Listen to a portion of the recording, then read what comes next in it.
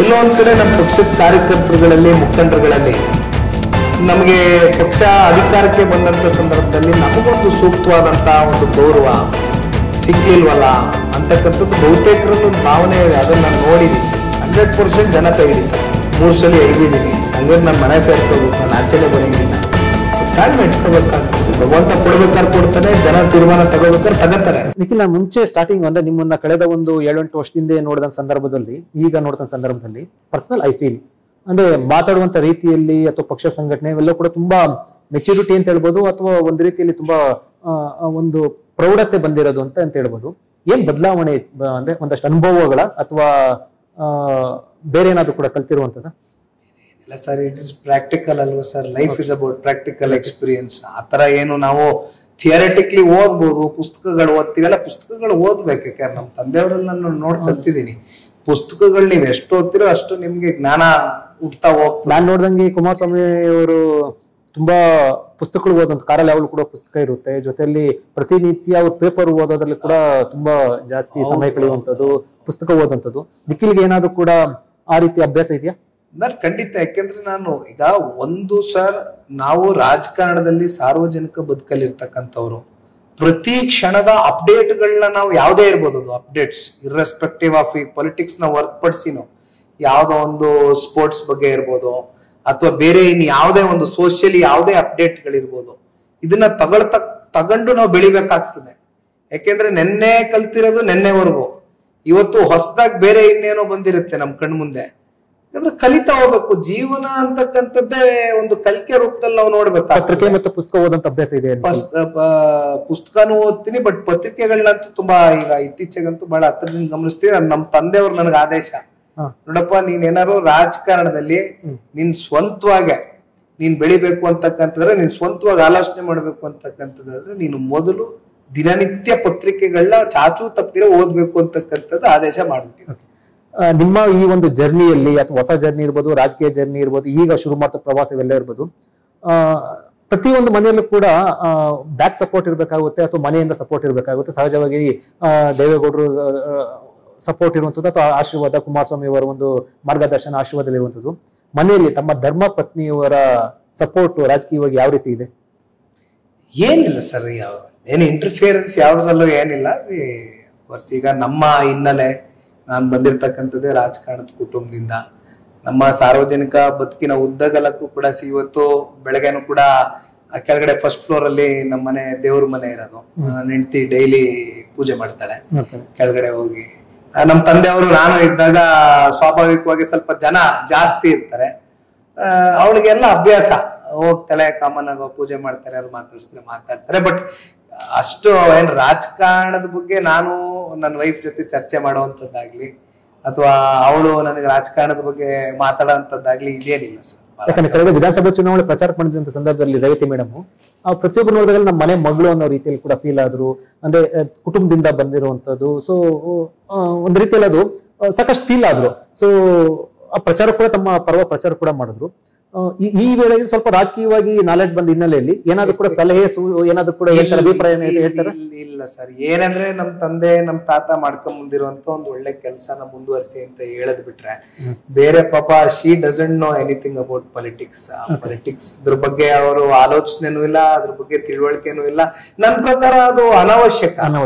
ಯಾಕಂದ್ರೆ ಎಲ್ಲಾರು ರಾಜಕಾರಣದಲ್ಲಿ ಮುಳುಗಿ ಆಲೋಚನೆ ಮಾಡ್ಬೇಕು ಅಂತಕ್ಕಂಥದ್ದೇನಿಲ್ಲ. ಬಹುಶಃ ಚನ್ನಪಟ್ಟಣ ಚುನಾವಣೆಯಲ್ಲಿ ನೀವು ನೋಡಿರ್ಬೋದು, ಅವರು ಸ್ಟೇಜ್ ಮೇಲೆ ಬಂದಾಗ್ಲೂ ಕೂಡ ಸ್ವಾಭಾವಿಕವಾಗಿ ನಿಮ್ಗೆ ಯಾವ್ದಾದ್ರು ಒಂದ್ರ ಬಗ್ಗೆ ತುಂಬಾ ನಿಮ್ಗೆ ಆಸಕ್ತಿ ಇದ್ದು, ಇಲ್ಲಪ್ಪ ನನಗೆ ರಾಜಕಾರಣದ ಬಗ್ಗೆ ಬಹಳ ಒಲವಿದೆ ಅಂದ್ರೆ ಅಟ್ಲೀಸ್ಟ್ ಹೆಣ್ಮಕ್ಳು ಇವತ್ತು ಬಹಳ ಜನ ಚೆನ್ನಾಗ್ ಮಾತಾಡ್ತಾರೆ, ಗುಡ್ ಒರೇಟರ್ಸ್, ಸ್ಪೀಚ್ ಮಾಡ್ತಾರೆ.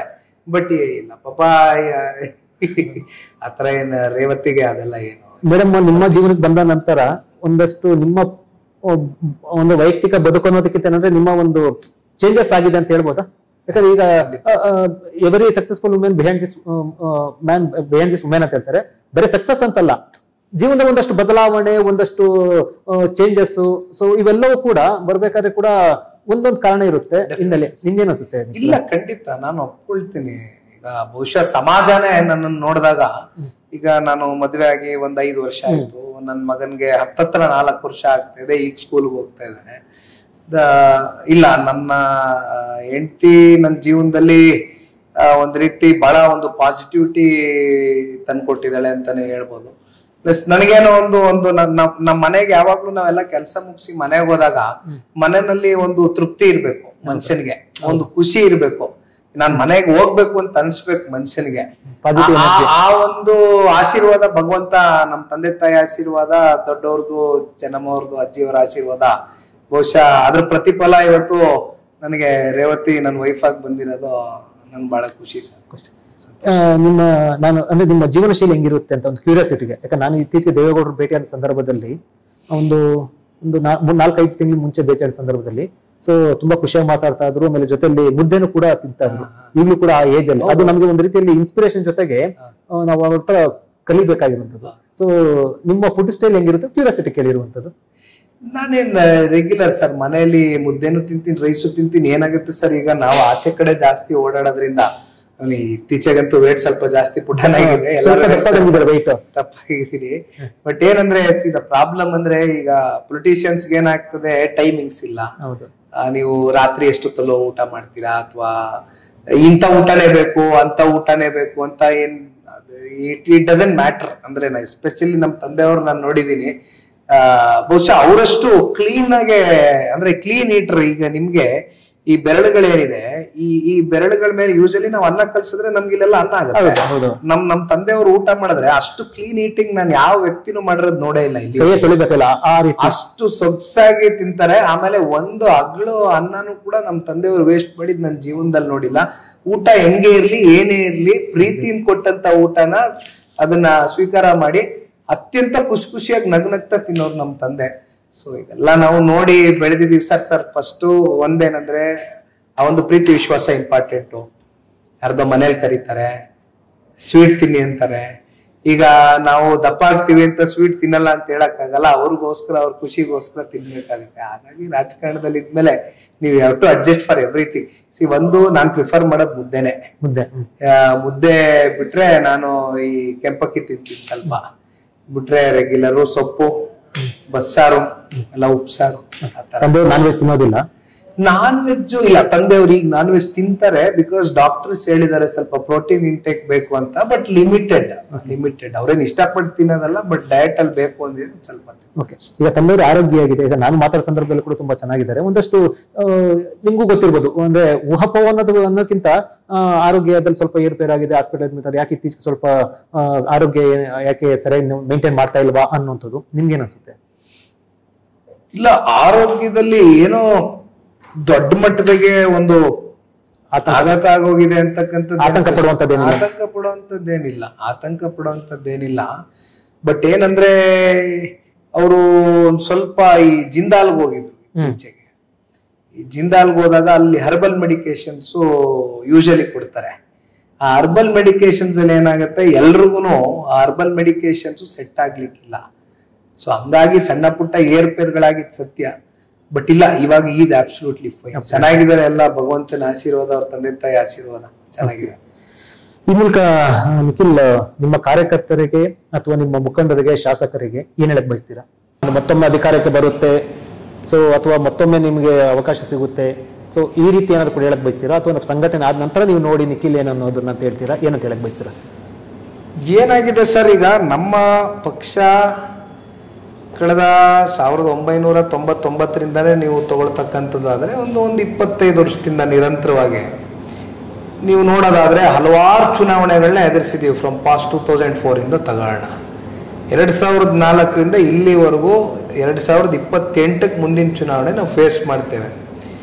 ಆದರೆ ಈ ಒಂದು ಸಮಯದಲ್ಲಿ ನಾವು ಜಾಸ್ತಿ ಅಧಿಕಾರದ ಅವಧಿನಲ್ಲಿ ಇದ್ದಂಥದ್ದು ಇಲ್ಲಿವರೆಗೂ ನಮ್ಗೆ ಆಗಿಲ್ಲ. ನಾವು ಇದ್ದಂಥದ್ದೇ 20 ತಿಂಗಳು, 14 ತಿಂಗಳು. ಈ ಕುಮಾರಣ್ಣವ್ರ ಕೇಂದ್ರದಲ್ಲಿ ಸಚಿವರಾಗಿ 1 ವರ್ಷ ಆಗಿದೆ. ಎಲ್ಲೋ ಒಂದ್ ಕಡೆ ನಮ್ಮ ಪಕ್ಷದ ಕಾರ್ಯಕರ್ತರುಗಳಲ್ಲಿ, ಮುಖಂಡರುಗಳಲ್ಲಿ ನಮಗೆ ಪಕ್ಷ ಅಧಿಕಾರಕ್ಕೆ ಬಂದಂಥ ಸಂದರ್ಭದಲ್ಲಿ ನಮಗೊಂದು ಸೂಕ್ತವಾದಂಥ ಒಂದು ಗೌರವ ಸಿಕ್ಲಿಲ್ವಲ್ಲ ಅಂತಕ್ಕಂಥದ್ದು ಬಹುತೇಕರಲ್ಲಿ ಒಂದು ಭಾವನೆ ಇದೆ. ಅದನ್ನು ನಾನು ನೋಡಿದ್ದೀನಿ. ಈಗ ನಾನು ಆನ್ ಗ್ರೌಂಡ್ ಹೋದಾಗ, ಆಯಾ ತಾಲೂಕುಗಳಲ್ಲಿ ಸಭೆ ಮಾಡಿದಂಥ ಸಂದರ್ಭದಲ್ಲಿ ಇವೆಲ್ಲವನ್ನ ಕೂಡ ಇವತ್ತು ಅವ್ರ ಜೊತೆ ಮನಸ್ಸು ಬಿಚ್ಚಿ ಮಾತನಾಡಬೇಕಾಗ್ತದೆ. ಯಾಕೆಂದರೆ ಒಂದು ಪಕ್ಷ ಇಷ್ಟು ವರ್ಷ ಒಂದು ಪ್ರಾದೇಶಿಕ ಪಕ್ಷ ಉಳಿತಕ್ಕಂಥದ್ದು ನಿಜಕ್ಕೂ ಕೂಡ it is A great achievement. ಯಾಕಂದ್ರೆ ಭಾಳ ಜನ ನೀವು ನೋಡಿದ್ರಿ, ಕರ್ನಾಟಕ ರಾಜ್ಯದಲ್ಲಿ ತುಂಬ ಜನ ದೊಡ್ಡ ದೊಡ್ಡ ಲೀಡರ್ಗಳು, ಮಾಸ್ ಲೀಡರ್ಸೇ ಇವತ್ತು ಪಕ್ಷ ಕಟ್ಟಲಿಕ್ಕೆ ಹೋಗಿ ಕೈ ಸುಟ್ಕೊಂಡಿರ್ತಕ್ಕಂಥ ಉದಾಹರಣೆಗಳಿದೆ.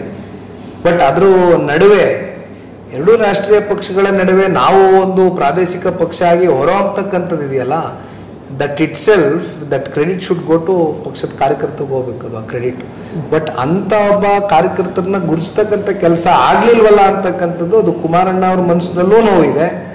ನನಗೂ ಕೂಡ ಎಷ್ಟೋ ಜನ ಓಪನ್ ಆಗಿ ಬಂದು ಚರ್ಚೆ ಮಾಡಿದ್ದಾರೆ. ಯಾಕಂದ್ರೆ ಓಪನ್ ಆಗಿ ಚರ್ಚೆ ಆಗ್ಬೇಕು, ಯಾಕಂದ್ರೆ ಮುಂದೆ ಯಾವ ರೀತಿ ಅದನ್ನ ಏನು ಮಾಡಬೇಕು ಅಂತಕ್ಕಂಥದ್ದು ನಮಗೂ ಅರಿವು ಮೂಡಬೇಕಾಗ್ತದೆ. ಹಾಗಾಗಿ ನಾನು ಪಕ್ಷದ ಕಾರ್ಯಕರ್ತರಿಗಿರ್ಬೋದು, ಮುಖಂಡರುಗಳಿರ್ಬೋದು, ಅಭಿಮಾನಿಗಳಿರ್ಬೋದು ಹೇಳತಕ್ಕಂಥದ್ದು ಇಷ್ಟೇ, 100% ಇವತ್ತೇನು ಈ ಒಂದು 3 ವರ್ಷ ನಮಗೆ ಅವಕಾಶ ಇದೆ. ಈ ಕಳೆದ 2 ವರ್ಷದಲ್ಲಿ ಸರ್ಕಾರದ ಲೋಪದೋಷಗಳು, ಆಡಳಿತದಲ್ಲಿ ಆಗಿರ್ತಕ್ಕಂಥ ವೈಫಲ್ಯತೆಗಳು ಇವೆಲ್ಲವನ್ನ ನೋಡಿದಾಗ ನಾವು ಇಲ್ಲಿವರೆಗೂ ನಿರಂತರವಾಗಿ ಜನರ ಪರವಾಗಿ ಧ್ವನಿಯಾಗಿ ಕೆಲಸ ಮಾಡಿದ್ದೇವೆ. ಇದನ್ನು ಮುಂದುವರಿಸಬೇಕು, ಸ್ವಲ್ಪ ತಾಳ್ಮೆಯಿಂದ ಇರಬೇಕಾಗ್ತದೆ. ಮುಂದೆ ಒಳ್ಳೆ ಕಾಲ ಬರುತ್ತೆ ಅಂತ 100% ಜನ ಕೈ ಹಿಡಿತಾರೆ. ಆದರೆ ನಮ್ಮ ದುಡಿಮೆನೂ ಇರಬೇಕು, ಜೊತೆಯಲ್ಲಿ ತಾಳ್ಮೆನೂ ಇಟ್ಕೋಬೇಕು. ಮನುಷ್ಯ ಏನು ಮಾಡೋಕ್ಕಾಗಲ್ಲ. ಈಗ ನನಗಿಂತ ಬಿಗ್ಗೆಸ್ಟ್ ಎಕ್ಸಾಂಪಲ್ ಯಾರಿಲ್ಲ. 3 ಸಲ ಎಡಬಿದ್ದೀನಿ, ಹಂಗಾರೆ ನಾನು ಮನೆ ಸೇರ್ಕೋಬೇಕು, ನಾನು ಆಚೆನೆ ಬರೋಂಗಿಲ್ಲ.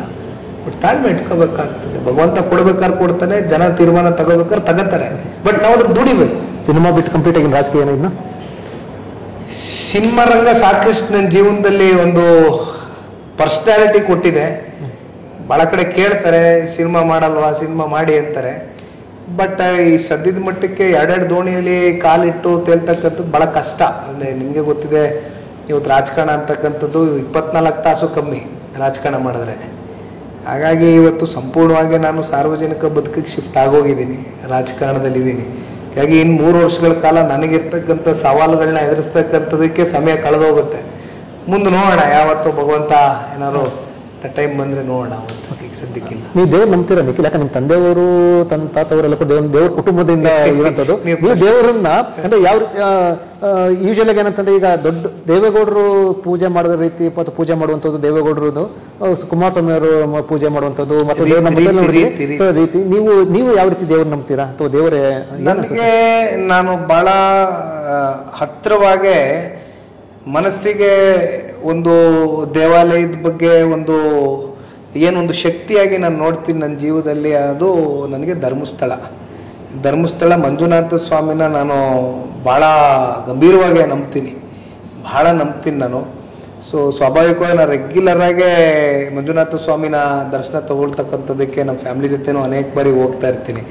ಅದನ್ನು ಹೊರತುಪಡಿಸಿ ಬಹುಶಃ ದೇವೇಗೌಡರು ಸಾಹೇಬ್ರಿಗೆ ಆ ಒಂದು ಪೂಜೆನಲ್ಲಿ ಅವರು ಕೂತಾಗ ದೈವದ ಮೇಲೆ ಇರ್ತಕ್ಕಂಥ ಆ ಒಂದು ನಂಬಿಕೆ, ಅಪಾರವಾದಂಥ ನಂಬಿಕೆ, ಜೊತೆಯಲ್ಲಿ 4 ಗಂಟೆ 5 ಗಂಟೆ 6 ಗಂಟೆ ಆದರೂ ಕೂಡ ಅವರು ಬೆಳಗ್ಗೆ 4 ಗಂಟೆಗೆ ಎದ್ದು ಪೂಜೆ ಮಾಡ್ತಕ್ಕಂಥದ್ದು ನಿಜಕ್ಕೂ ಕೂಡ ಯಾರೂ ಮಾಡ್ಲಿಕ್ಕೆ ಆಗೋದಿಲ್ಲ. ಅಂದರೆ ಅಷ್ಟು ಅವ್ರಿಗೆ ದೈವದ ಮೇಲೆ ಆ ದೈವ ಶಕ್ತಿ ಅವ್ರನ್ನ ಎಳೆದಿದೆ ಬಹುಶಃ.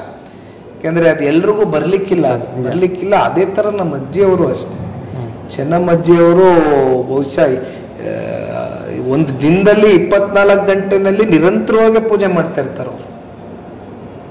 ಹಾಗಾಗಿ ನಮ್ಮ ಇಡೀ ಕುಟುಂಬ ದೈವದ ಮೇಲೆ ನಂಬಿಕೆ ಇಟ್ಕೊಂಡು ಬಂದಿರತಕ್ಕಂಥದ್ದು ಸರ್. ಆ್ಯಂಡ್ ನಮ್ಮ ತಂದೆಯವರು ಅಷ್ಟೇ, ನಮ್ಮ ಮನೆ ಹತ್ರ ವೆಂಕಟೇಶ್ವರ ಸ್ವಾಮಿ ದೇವಸ್ಥಾನ, ಬಹುಶಃ ತಾವು ಎಷ್ಟೋ ಸಲ ನಮ್ಮ ತಂದೆಯವ್ರನ್ನಲ್ಲಿ ಭೇಟಿ ಮಾಡಿದ್ದೀವಿ.